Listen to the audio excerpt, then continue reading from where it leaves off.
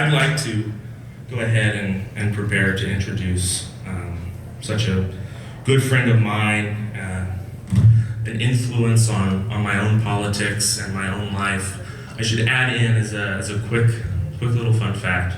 When I moved out to New York City, and perhaps several months before that, when I started watching the videos that Caleb was putting out and the videos that Flame of Liberation was putting out, I realized that there was something so important about this message. It requires an entire change of lifestyle. And what I mean by that is, before I became a friend of the Center for Political Innovation, I was severely overweight. Since then, in the last year, I have lost 70 pounds, much to the thanks of the work I have done at the Center for Political Innovation and the lifestyle change that comes with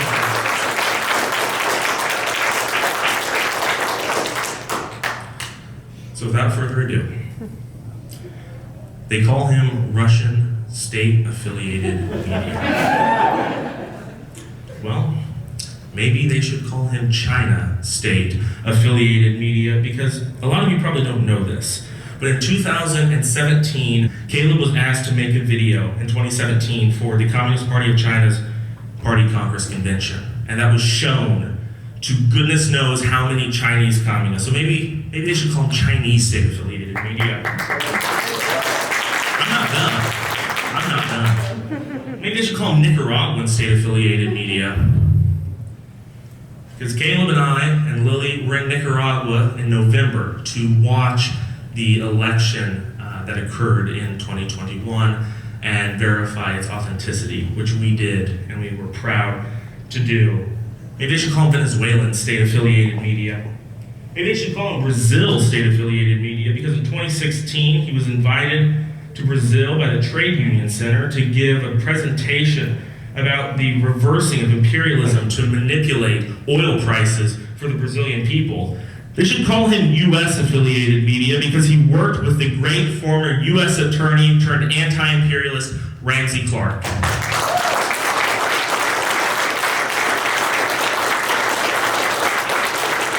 This last one's my favorite, and maybe Twitter will see this and actually do it. They should call him Occupy Wall Street state-affiliated media.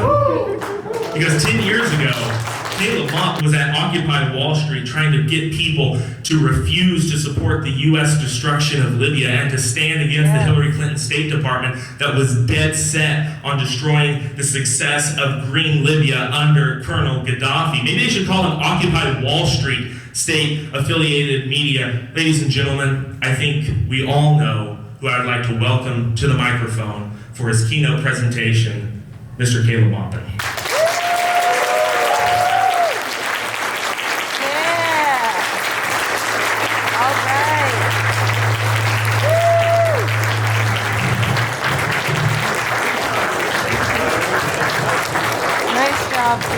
Thank you, everyone. Thank you. I am so happy right now to see how this conference has turned out, with all the threats that we got, with all the anxiety in the lead up to this. Seeing how well today went has really put a smile on my face, and I'm so happy.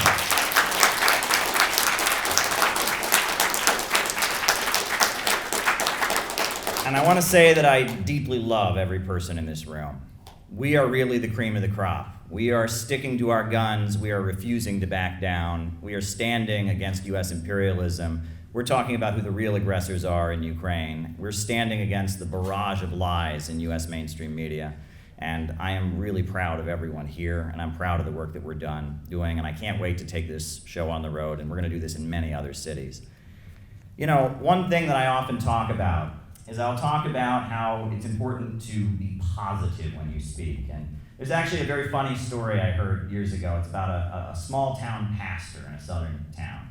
And he was a very stern, conservative pastor in a southern town. And, you know, one week he got up and his sermon was about why dancing is wrong. And the next week he got up and gave a sermon, why drinking is wrong. You know, next time, why men and women swimming in the same swimming pools is wrong. So his congregation took him aside and they're like, Pastor, we're with you, but can you be a little more positive? Can you be just a little more positive in your sermons? And so he said, okay, you want me to be positive? I got it. So the next week he got up in front of everybody and he said, I am positively against drinking. I am positively against dancing. I am positively against mixed swimming. And that shows that you can't always convince people. Some people just don't get the message. But I try not to be glum. But, sometimes you will get a positive reaction to this message in places you don't expect it. It's kind of funny, people often on my streams, people will tell me I come across as just this wholesome guy. I'm just this wholesome guy. I don't drink and I don't cuss very much, and I'm just this wholesome young man. And I always kind of laugh when I hear that, because I'm from a very small town in Ohio. I grew up in a town, it's actually where Smucker's Jelly comes from. It's called Orville, Ohio. That's where I grew up. And I'm not sure that everyone in Orville, Ohio would agree that I'm the wholesome young man that I come across as. I'm not sure if you interviewed the people who went to high school with me, they'd have the same opinion of me. And I'm going to tell you about something that happened. It happened between my freshman and sophomore year of high school. I ended up, I won't get into the specifics of the situation, but let's just say I ended up in summer school. I was in summer school taking summer school geometry. And it was interesting. It was summer school geometry, and it was a small class, about 12, 14 people, and we were in this room for 5 hours every day studying geometry. And there were some people that were there because they'd been in juvenile hall, and there were some people there because they wanted to graduate early, and some people there because they'd failed the year before, and it was kind of a rougher bunch of people. And, we were kind of stuck in the room, and the teacher wasn't really teaching. They would just kind of give us worksheets at the beginning of the class, and so we would sit there and do the worksheets. And, people talk, and high school kids bully each other, and I was handing out communist newspapers. Like, what else am I going to do, right? So I'm handing out communist newspapers, and this one guy across the room, he looks at me and he says, "Communists are a bunch of faggots. Communists are a bunch of faggots." And I'm just kind of sitting there like, I don't want to have a fight here, right? I'm already in summer school, for Christ's sakes, and I'm a little nervous. And then immediately behind me, this kid jumps up out of nowhere, and he jumps up and he says, "No, communists are not faggots." He's like, "My uncle fought in Vietnam. Those communists are badass motherfuckers. They shot people in the face. They set traps for people. Those communists are badass motherfuckers. You have no idea. Those communists are dangerous. Kim Jong-il runs people over with tanks. Those communists are badass motherfuckers." Not the reaction that I was expecting, but there you go. So you can see a positive reaction coming from different directions, right? Perhaps we ought to think about how the term tanky can be reinterpreted and celebrated by different strata of U.S. society. But I want to talk about another experience that I had in summer school between my sophomore and freshman year of high school, which is that, in that class that I was in, I was sitting next to a young woman who I got to know pretty well, I guess. I mean, if you put somebody in a room with somebody for 5 hours every day, and, you're going to get to know them. And we'll call her Christine. That's obviously not her real name, but I'm not going to dox her and tell her personal business in front of everybody. We'll just call her Christine. And Christine was in summer school because she wanted to graduate early from high school. And the reason that she wanted to graduate early from high school was because she wanted to join the U.S. Marine Corps. She was very excited to join the U.S. Marine Corps. And I, was someone who was very opposed to the war in Iraq, and we had a lot of arguments over the course of this summer school experience. But the arguments that we argued about politics. I was trying to give her Noam Chomsky books and stuff, but that's not really what was important. Because after sitting next to Christine and talking with her and some of the other people in the class, I found out the real reason why she was going into the U.S. Marine Corps. Because, one thing that people like to do, I guess it's more of a working class thing, is people like to brag about the times their parents beat them, or brag about the punishments that they received. And Christine opened up to us one day, and she talked about how her mother would punish her by beating her with a wooden spoon. And she talked about how she'd get written up in school. The teacher would say, "You're going to take a note home," and she'd say, I don't care. And the whole time she's thinking, my mother's going to beat me with a wooden spoon when I get home. And that when her mother would beat her, would strike her, every time her mother would hit her, she would say, "It doesn't hurt." And her mother would whack her, and she would say, "It doesn't hurt." Whack, "It doesn't hurt." And she described that experience to us. And when I heard that, and I heard that she was very excited to go into the Marine Corps, I understood why she was going into the Marine Corps. And it wasn't because she wanted to kill black and brown people. It wasn't because she was, piped up with chauvinism and nationalism. It was because she wanted some goddamn respect in this world. That's what it was about. She wanted to lift up her head with dignity. And there are so many working class people in this country who feel downtrodden, who feel disrespected. And they want to hold up their heads with dignity and say, I'm proud of who I am. They want to be bold, they want to be tough, they want to show that they have strength. And I think about what people are going through, and I think about how, regardless of the fact that we are definitely against all these wars, we shouldn't be against the military itself. This idea that anyone who's ever served in the military is a murderer or a racist, we got to throw that out. That needs to be completely eradicated from leftist circles. Because polls show that it's people in the military who are against these wars right now. Did you know that? The polls show that people in the military are more against the wars than average people are.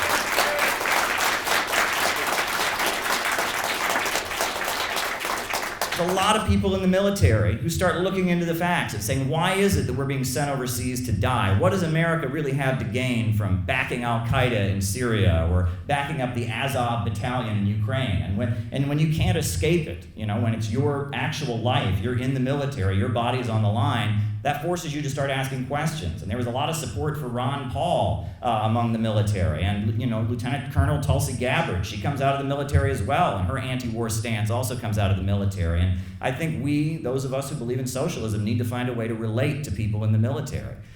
Now, when I talk about how people in the United States are unhappy about things, I mean, you look at the economy right now. We're being told now to accept $5, $6 a gallon because, Russia's so bad. We're being told to accept this inflation and the rising costs of food. And I would say that there's a lot of Americans right now who are saying, we're tired of this shit. There's a lot of Americans right now who are looking at years of student debt just for going to college, and they're saying, we're tired of this shit. And there's a lot of working class Americans who are looking at their communities with crumbling roads and crumbling infrastructure and empty foreclosed homes, and they're saying, we're tired of this shit. There's a lot of Americans who are looking at this prison-for-profit system and this opioid epidemic created by doctors being pushed to overprescribe dangerous medications. They're saying, we're tired of this shit. They're seeing their relatives come home from wars overseas, scarred with trauma for the rest of their life. They're saying, we're tired of this shit. And then, when they hear our politicians come forward and instead of offering us real solutions, offering us more of their political pornography, they're saying, we are tired of this shit. We're tired of it. Are we not tired of it?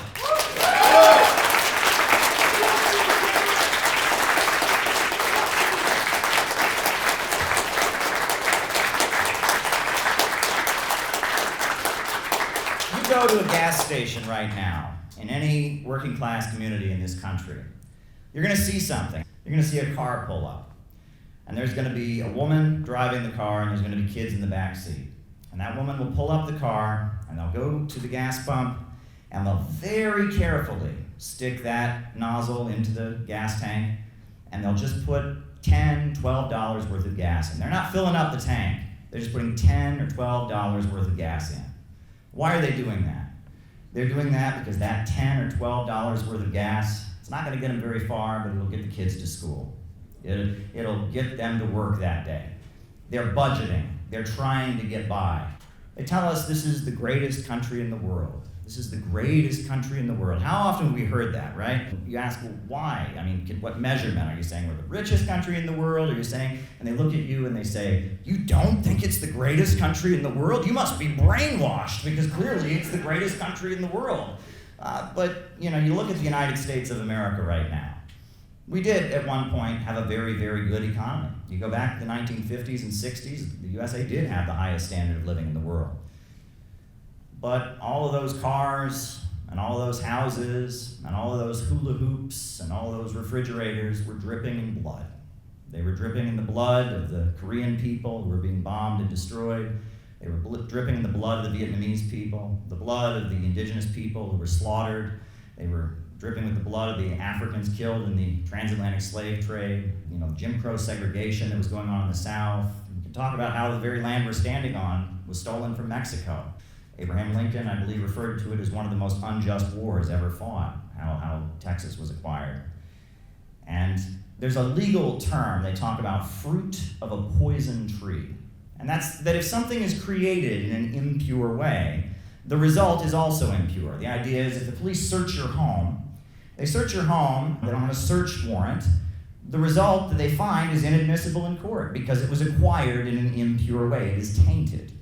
I think in the Islamic tradition, they talk about haram or sin and how sin corrupts everything. If you steal food, that food might make you sick because you acquired it in an impure way. Or if you buy a house and that the loan that you got to buy the house was not consistent with the Islamic laws, that house might catch on fire or it might burn because it was corrupted. It was acquired in an impure way. And I think it's very safe to say that the United States of America is cursed. The United States of America is cursed. A curse hangs over America. The United States was created with the genocide against Native Americans. It was created with the international slave trade. It's propped itself up with this global international system of imperialism, grinding countries into poverty. And it's cursed. A curse hangs over U.S. society. And our mission is trying to lift that curse. Our mission is trying to rescue the United States from the nightmare that has been created.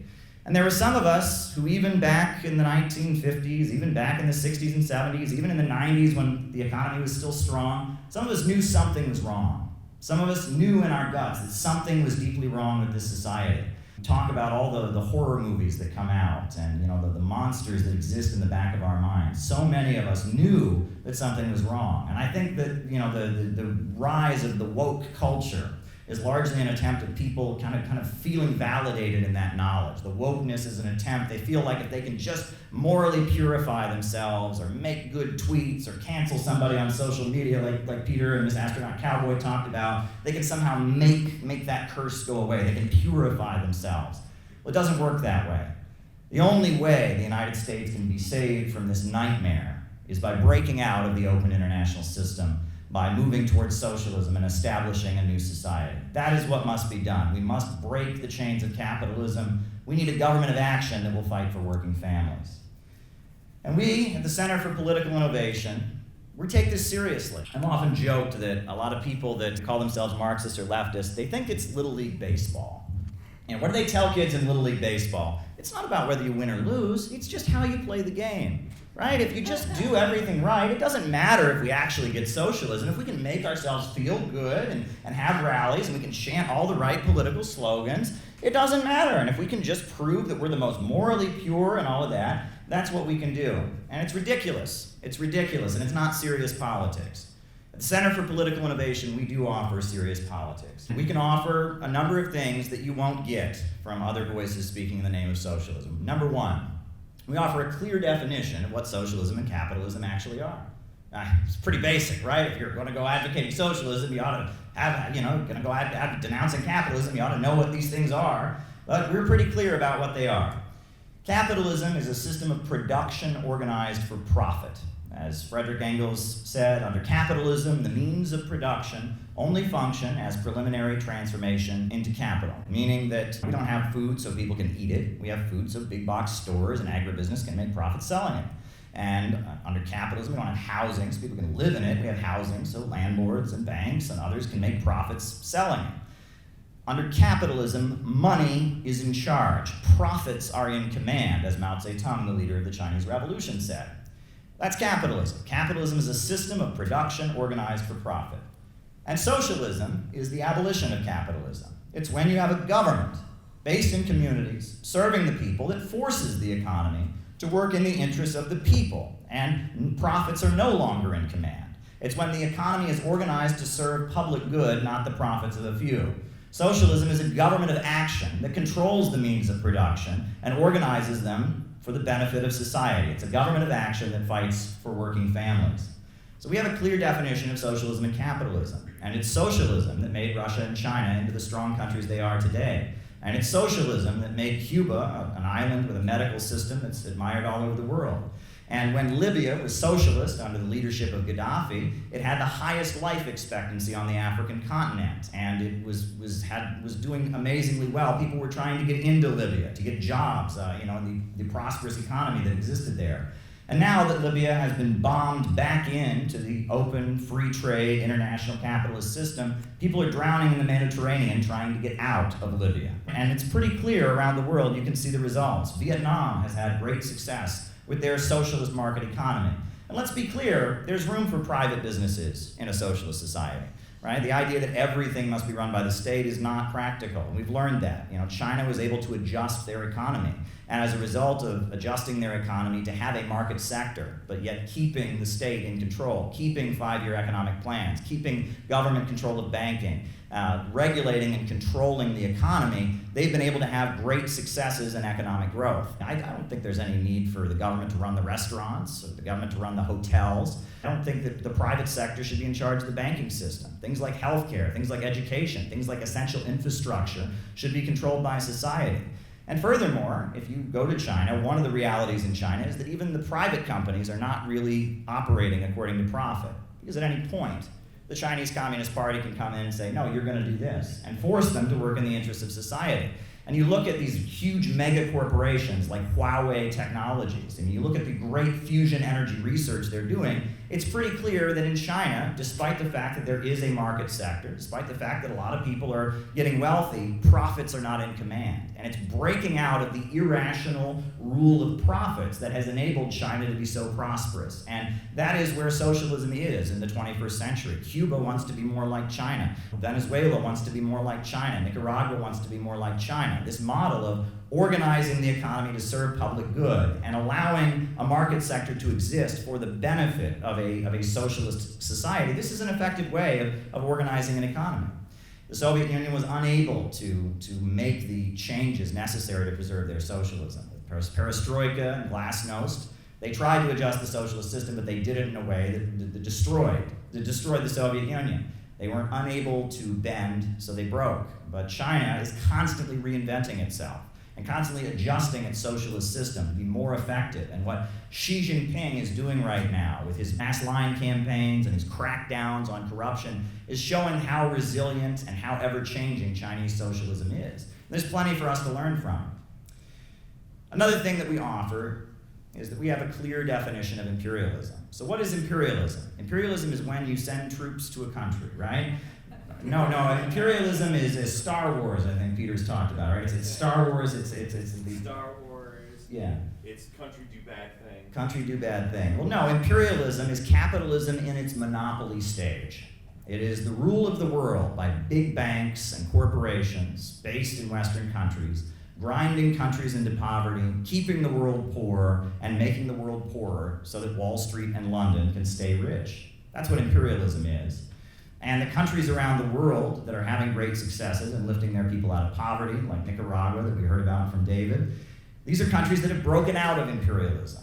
And our mission is to break the United States out of imperialism and rebuild the United States as a society free from the rule of multinational corporations and banks, force the economy to serve public good, reorganize the economy to serve the people. So another thing that we can offer is we can offer a clear understanding of the failures of the American left. Why is it that the United States Marxist and socialist movement is so weak? Why is it so weak? It's so weak because it is a fact that in 1949, the CIA launched their Congress for Cultural Freedom program and began manipulating left-wing organizations, funneling money to Trotskyites and anarchists and anti-socialist elements.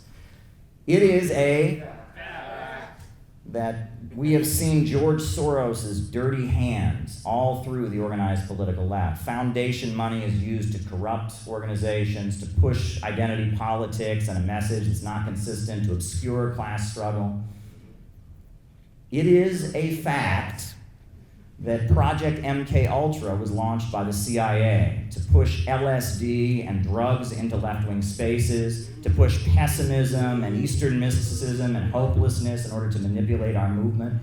It is a fact. And furthermore, it is a fact that Abigail Thorne of Philosophy Tube and Bread Tube are being funded by the British Empire and the British royal family. This is a fact. This is a fact, folks. Who told you about Bread Tube? Who told you that Bread Tube serves imperialism? Who told you Bread Tube serves imperialism?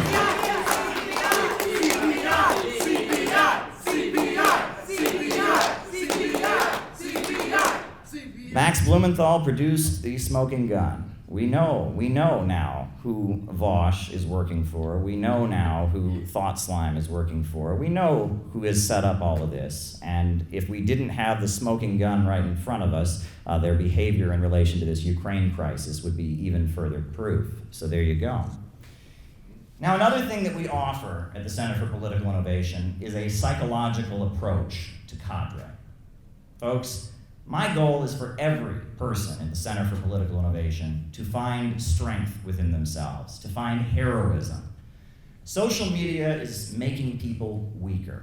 It's about making people afraid. It's about making people dependent on that validation. Did I get enough likes? Did I get enough approval? Do other people agree with me? Maybe I shouldn't have said this. It's about making people afraid to take a stand. But the great heroes of history, you want to talk about Joan of Arc, you want to talk about Dr. Martin Luther King Jr., are people that knew how to stand against the crowd. They're people who knew how to take a tough stand and refuse to back down. And that's what I would like to cultivate at the Center for Political Innovation, people that are heroic and can find their inner strength. And I'll tell you, I credit the communist movement for that in my own life. I've told the story many times of when I was 15 years old, I went to a communist bookstore for a discussion. It was a nice discussion about the war in Iraq or whatever. And I was in the bookstore, and then a communist handed me a stack of newspapers. They said, you know what? We're going to go out and sell the paper. I was 15 years old, and I said, wait a minute. You want me to walk up to people that I don't know and try to get them to give me actual money for a newspaper about communism?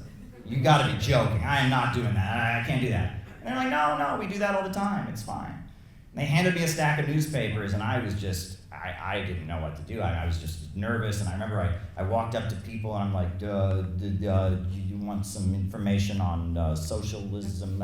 It was just so uncomfortable for me. But I remember the first communist newspaper I ever sold, I sold it to a couple. And there was a couple, they were walking down the street, and I walked up to them and tried to sell them this communist newspaper. And the man said, well, young man, I don't agree with you, but I see that you go to Oberlin College, and so I'll buy it from you. I was wearing my Letterman's jacket from Warville, Ohio, so he saw the big O, and he thought I went to Oberlin College, and so I said, I like Oberlin, and so he bought the newspaper from me. That's the first communist newspaper I ever sold. But believe it or not, at that point, I was quite a shy person. At that point, I was quite embarrassed. My family was always saying to me, stop talking all this crazy politics, stop doing that. But I discovered I was quite good at engaging with people about politics. And in a lot of ways, I would say the communist movement saved my life. I'll just be real about that. I wouldn't be where I am right now if it weren't for communism. And that's why I haven't given up on this. People say, oh, you got a great job, you're a reporter and all that. Why don't you just sit back and enjoy life? No, I'm in this for real, folks. And we have so much that needs to be done. And the world is moving in such a dangerous direction. And we need to stand strong and keep going because there is so much that needs to be done. And that's what I want to cultivate in everyone in this organization. I want people to find the strength within themselves. I want us to stand up at these woke shops that they do. Yeah, if you've ever been to one of these woke shops, it's all about cultivating people's weakness, making people feel like children, making people feel ashamed. Yeah. If you hear me clap once, if you hear me clap twice, if you hear me clap 3 times, now we're all going to sit around and talk about our favorite pizza. We've been there. That's not what we do at the Center for Political Innovation, and I will never allow that to happen. I can guarantee you that. I'll be the first to resign if we ever start having woke shops at the Center for Political Innovation. Another thing that we offer is we offer a tolerance for political diversity. I don't agree with everyone in this room about everything, and I'm sure that everyone in this room does not agree with me about everything. And I can't think of a greater example of that than 2 of our leading comrades. We got Lily Goldklang, stand up, and Keaton Mansfield, stand up. Now, these 2 people, I went to Nicaragua with them in November to monitor the elections.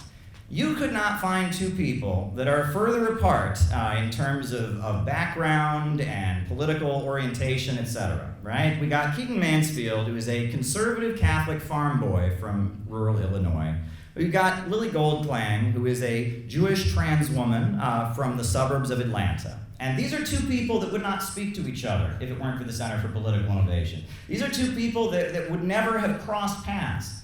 But since last May, they have been in the same organization, putting forward the same political slogans, working to build up for the same political goals, working together. And this is what we need in the United States right now. We need to get over the red state, blue team versus red team divide. We need to bring people together. That's what we need. And we have a program that can bring the country together. That's what we have. And that's what I like to see here. That's what we have here. And I hope that many people from many different walks of life, look, there are people in the organization who feel like me, that abortion should be legal, and that it must be legal, right to choose. There are people in the Center for Political Innovation who don't agree with that. They say, I'm a Muslim, or I'm a Christian, or I'm an Orthodox Jew, and I don't feel that abortion should be legal. And I'm going to disagree with them about abortion, but they're welcome in the group. And the same goes for gay marriage, and the same goes for a lot of issues. We have got to build a serious, united front around an economic program to rescue this country. That's what we have to do. And that means we have to break the rules. It means we have to work with people we might not agree with. Because we're serious about this, because we actually want to get things done. Now, another thing that the Center for Political Innovation offers, we offer a scientific understanding of revolution. That's the first thing we should be talking about. If we want to get from here to socialism, how do we get there? Let's be serious. Well, the process of transitioning towards socialism is generally 3 stages. First, there is a united front built around a program. In Russia, that program was peace, land, and bread.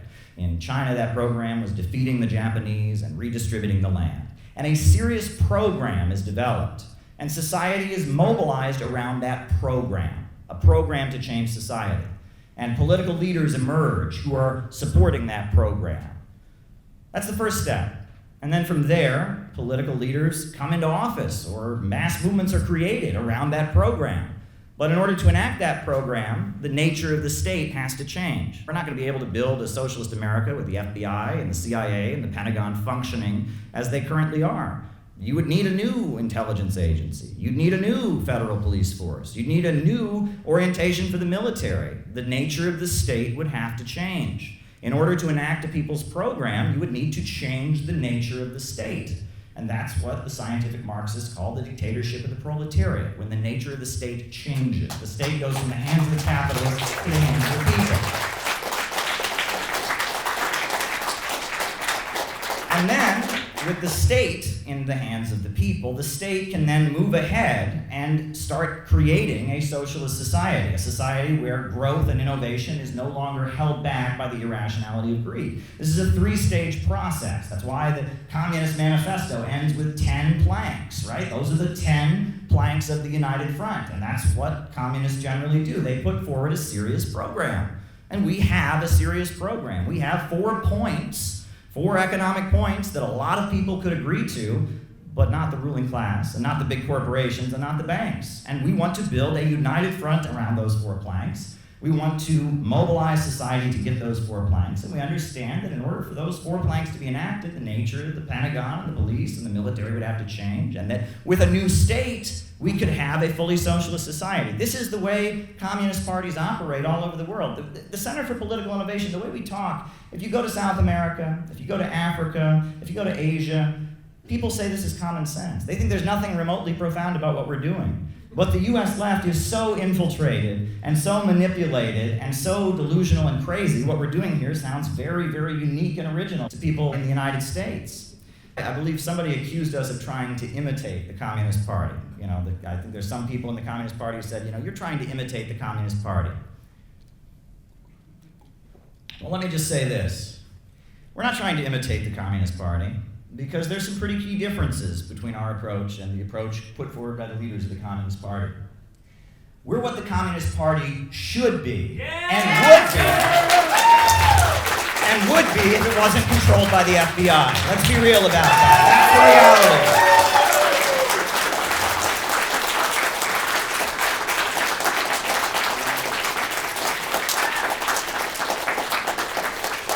And And their crazy over-the-top reaction to us is one of the biggest confirmations that we are right that I've ever seen. Let me just put it that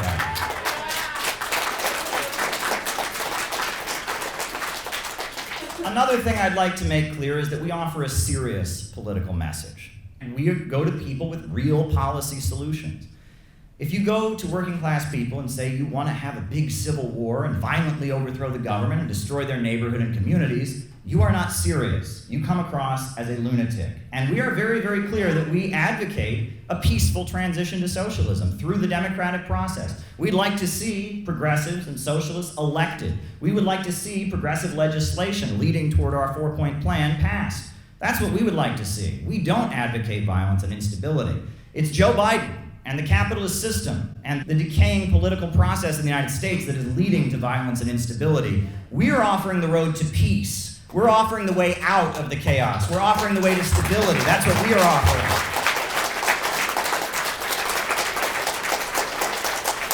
It's them, with cable news, with the social media hyper insanity. They're the ones dividing the United States. They're the ones fomenting instability and chaos. We want to bring the country together. We want to bring an end to this. And we want peace with the people of the world. We want to start doing business with China and doing business with Russia and cooperating with countries on the basis of win-win cooperation. We want to end this open international system of greed and neoliberalism.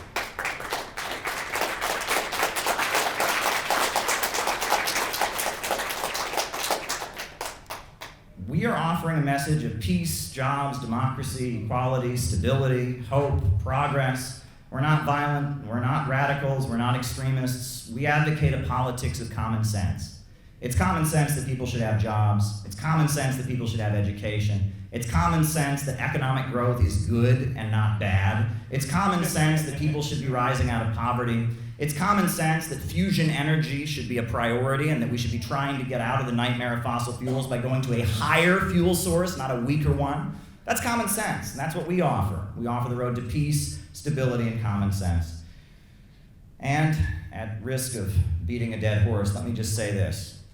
I've got a message to all the rad libs, CIA, fake socialists, Maoist ultra-leftists, grifters, movementists, cultists. I've got a message to the people who tried to get into this conference earlier today and disrupt, and we got them the hell out of here. If they're watching right now, I've got a message for you. And that message is stay the hell away from us. That's our message. Stay the hell away from us. We're not bothering you. You can do your thing. We're not coming to your rallies. If you want to do your thing and burn a dumpster or whatever, we're not bothering you. We're not bothering you. Seriously, we're not bothering you. Mao Zedong said, you fight your way, I fight mine. You fight your way, I fight mine. We're doing our own thing here. This is how we want to organize because we're serious. And if you don't like it, that's fine. You don't have to participate. But you also don't have to bother us. And we will protect our meetings. We will protect ourselves. We protected our meeting here today, and I want to applaud our security team for the great work they did. The great work they did preventing the attack on this meeting that was coming. There was a huge amount of intimidation to try and keep us from having this meeting today, and it failed because we're not afraid, and we are here, and our message is not going to end. And we are going to do this in Chicago, and we're going to do this in Seattle, and we are going to do this in every corner of this country because people need to hear this message, and they need it desperately.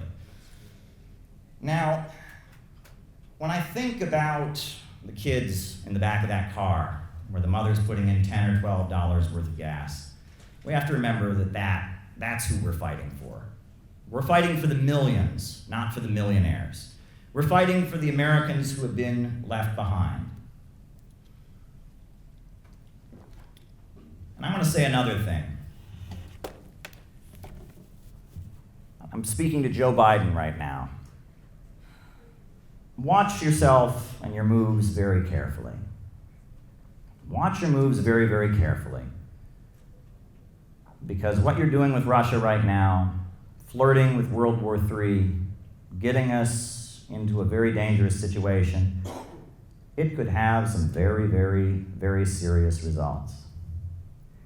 Because I think that there are a lot of people in the U.S. military, like my friend Christine. And I think that there are probably a lot more Edward Snowdens in the NSA than we realize. And I think there are probably a lot more Chelsea Mannings in the U.S. Army. And furthermore, I think there's a lot more people in the Pentagon who think like Tulsi Gabbard. And you better be very careful, Joe Biden. You better be very, very, very careful. Because if you tell working people from Ohio and Pennsylvania and Alabama and Texas to go fight to prop up some fake democracy in Ukraine, they might do the opposite. They might turn around and fight for a real democracy right here in Washington, D.C. That's what they might want to do. You watch yourself, Joe Biden. You watch yourself, Joe Biden.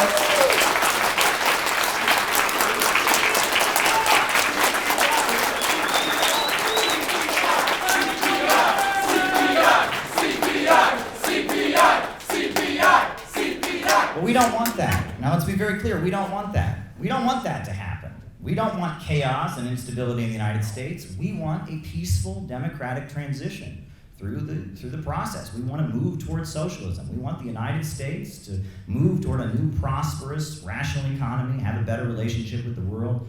We don't want instability and chaos. But I cannot guarantee you that the U.S. Army is ready to march into battle against Russia or China or Venezuela or Iran. And I think that if Joe Biden's serious and he looks at the state of the country, he might come to the conclusion that maybe he should focus on dealing with problems right here instead of dealing with problems overseas. I think that might be the honest thing to say.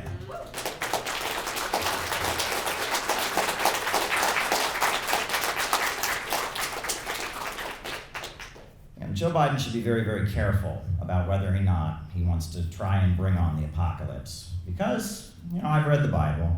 I know what comes after the apocalypse. I just want to read this particular piece, Revelations 22, the very, very last book of the Bible. It writes, "In the midst of the street and on either side of the river was there the tree of life, which bare 12 manner of fruits, and yielded her fruit every month.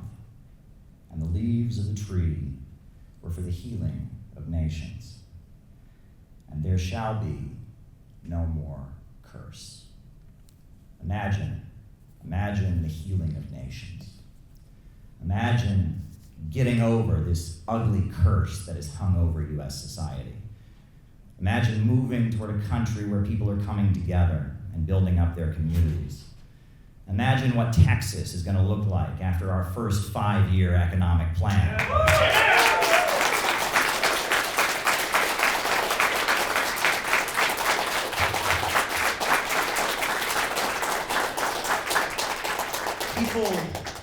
People get annoyed with me because I can be a little bit of a stickler, right? I have said many times that I do not like the phrase abolish billionaires. Now, I have no problem taxing billionaires to pay for things like schools and healthcare and jobs, but the phrase abolish billionaires is not consistent with Marxism. Why? Because the goal of Marxism is to build a society with so much wealth and so much abundance that the need for the very existence of the state fades away, that all inequality fades away, that we have a society where people can kind of just do what they want to do and take what they need. That's the ultimate goal of Marxism. Communism, the higher stage, is based on vast material abundance. It's about achieving so much wealth and prosperity that social hierarchies and the need for an oppressive state and inequality among people fades away. That is the goal. Marxism is not about making people poorer. It's about making society and making people in society so wealthy that inequality fades away. That's why Deng Xiaoping said poverty is not socialism, but to be rich is glorious. And we want all the people of America and all the people of the world to be rich. That's what we want. We want to eradicate poverty from this earth and create a world with so much wealth that the horrors of the society we live in fade away and people can live a much more comfortable means of existence. I've compared it to back in the Middle Ages, right? Back in the Middle Ages, having a mirror was a very valued item, right? If you had a mirror, that made you were like a king or a queen. Would it have been the right thing to say in the year 1300, abolish mirrors? No! It would be fight for a society where enough that everyone could have a mirror. That's the goal. Wealth is not the problem. Capitalism is the problem. Exploitation is the problem. That is what we need to be clear about. And when we say things like abolish billionaires, it feeds into the idea that we're destructive. It feeds into the idea that we just want to tear things down. Somebody has more than us, and we're mad about it, and we want to punish them, and we want to tear them down to the level that we're at. And that is not an attitude that is going to save the United States from capitalism. That is an attitude of wallowing in misery and self-pity. It's an attitude that's cultivated by social media quite a bit, but it's not consistent with what we're about. And you know, I'm quite patriotic, and I'm glad to say I'm patriotic. That doesn't mean, you know, we endorse the chauvinistic jingoism of this society. It doesn't mean that we go around tearing down other countries. It doesn't mean we buy into the lies to support these wars, but we love the country. We want a better America for working people, and that's only possible through socialism. But there are some things about U.S. society that we might want to change. Some things. I've often talked, if you haven't heard me talk about it before, about the Washington Monument. What does the Washington Monument look like? We all know what it looks like. And I was thinking about that one time, and it occurred to me, you know, not only does it look like that, but I was reading a history book, and I found out that George Washington was sterile. Did you know this? All of his children were adopted. And that was because he had measles when he was a child. And that Washington Monument looks a lot like something that he could not do. Did you know this? He could not actually do what that statue looks like. And it occurred to me that maybe the idea for the Washington Monument was, you know, George Washington was sitting around a bar or a pub with his friends, and he said, you know, his friend said, George, you've got it all. You know, you're the first president, you're the richest man in the 13 colonies. But there's one thing that we can all do that you cannot do. And when you die, we are going to build a statue to the one thing that you cannot do that we can all do. And that's where I think the Washington Monument came from. But another interesting anecdote is, you know, the tune. The Star Spangled Banner was not the original national anthem. I thought that was great, that opening ceremony, by the way. I want to thank everyone who participated. We rehearsed that a lot. I'm sure it'll go viral and we'll all get canceled 100 times for it, but it needed to be done. It really needed to be done. It was a big deal to do that here in the center of the empire. But the Star Spangled Banner was not originally the national anthem of the United States. It was a popular song that came out and was popular in the culture after the War of 1812. But the tune for it was actually taken from a pub song. I don't know if people know this. It was taken from the Anacreon song, which was a song that was popular that people would sing in bars. And I'll sing you the original words. This is true, the original words to the Star Spangled Banner. It was called the Anacreon song, after the Roman poet Anacreon, the hedonist. To Anacreon in heaven, where we sat in full glee, a few sons of harmony sent a petition that he their inspirer and their patron would be. And they received this reply from the jolly old Grecian, harp, fiddle, and flute, no longer be mute. I'll lend you my name and inspire you to boot. And besides, I'll instruct you like me to entwine the myrtle of Venus with Bacchus's vine. That's how it went. That was the original, the Star Spangled Banner was originally the Anacreon song. And so I thought I might share that with you. But I'll just end my keynote remarks here by giving you a word of advice. You know, we're very far from New York City. New York City has been my home for the last 10 years. I'm originally from Ohio, but New York City was an interesting place to adjust to. But I got a good word of advice from somebody who'd lived in New York City a long time. And they said, you know, if you ever go to New York City, be really, really, really careful, especially if you go down by Wall Street. Be really, really careful if you're walking down by Wall Street. You know, look over your head, be careful where you step, because those motherfuckers are going to be jumping any day now. Thanks, folks.